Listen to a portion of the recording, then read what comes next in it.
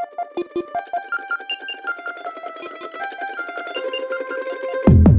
there, it's Randy Wolgemuth, Maxwell Leadership Coach and 10X Business Coach. Hey, today I'm going to talk about sales, selling. I love selling. My first sales job I had was selling the Winnipeg Free Press in Landmark. I was a paper boy, and I just loved doing that. I grew the business, and I ended up selling it. But anyway, that's another story for another day. But that was my first business that I made some money. One thing I will never forget, my dad told me many times, he said, you know what, if there's no sales and marketing, the economy in the world would grind to a halt in 30 days. There's so much activity around sales and marketing. It's what drives our economy. It drives income for people. It's actually very important. And everyone's a salesperson. It doesn't matter what you do or what your station in life is. You are a salesperson. You might be a mom trying to sell your young 2-year-old to do something. They're probably the hardest to sell. You're a guy working in the factory and you're working on a assembly line while you're selling your friend, your son, your co-workers, whatever it might be. You're selling them something. You're asking them to do something.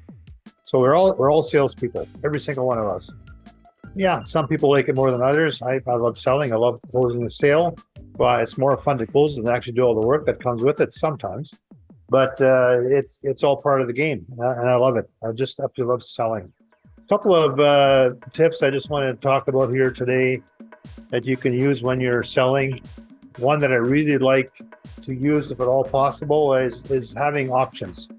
You can have 3 options for the buyer.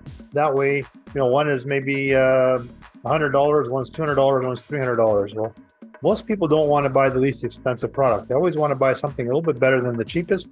And a lot of people don't really want to buy the most expensive either. So they'll go with $200. But you've got an offer, you got something that people want to buy, and you give them an option so they can make that decision.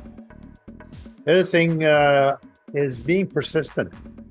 Most salespeople, they will talk to someone will come and see them, or they'll call them, whatever. They'll give them some information.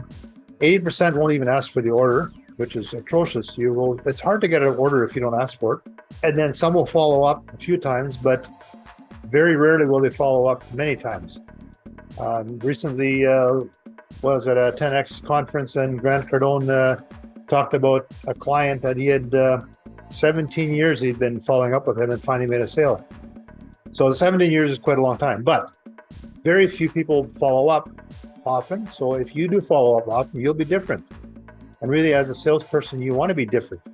You want to stand out, because if you don't stand out, then, well, you may as well just buy from the other guy or gal. And so you want to be different. You want to create an environment, an atmosphere, and a situation where, well, man, he's really persistent. I guess he really wants my business. I should maybe buy from him. So that's very important, doing your follow-up and being persistent. The other thing that's important too is having good questions, hard questions, and learn about your prospect. Learn don't just learn about this product, but what's their pain, what's their problem. People buy things to solve a problem or a challenge or a pain.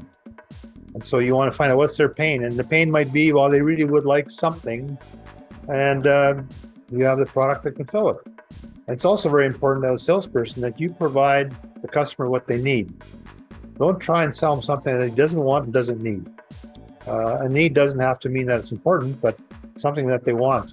So be ethical, be compliant, and be respectful of the prospect and ultimately the customer. The other thing that's also important is to talk like they've bought it already. Don't say things like, well, when you buy it or if you buy it. Rather just say, well, once you have this product, it's going to be fun, isn't it? Or whatever the situation might be. If you're using colors, remember green is go and red is no, stop. So green is a buying signal, red is stop, and yellow is caution. So I always encourage people to use green highlighters when you're doing a paper presentation or even an online one and you have colors in there. Make sure you use green. It's very, very important. The other one that I like, this one works with people that have have proud and have a bit of an ego, but you can try clothes with, if you can afford it, I think this is what you should buy.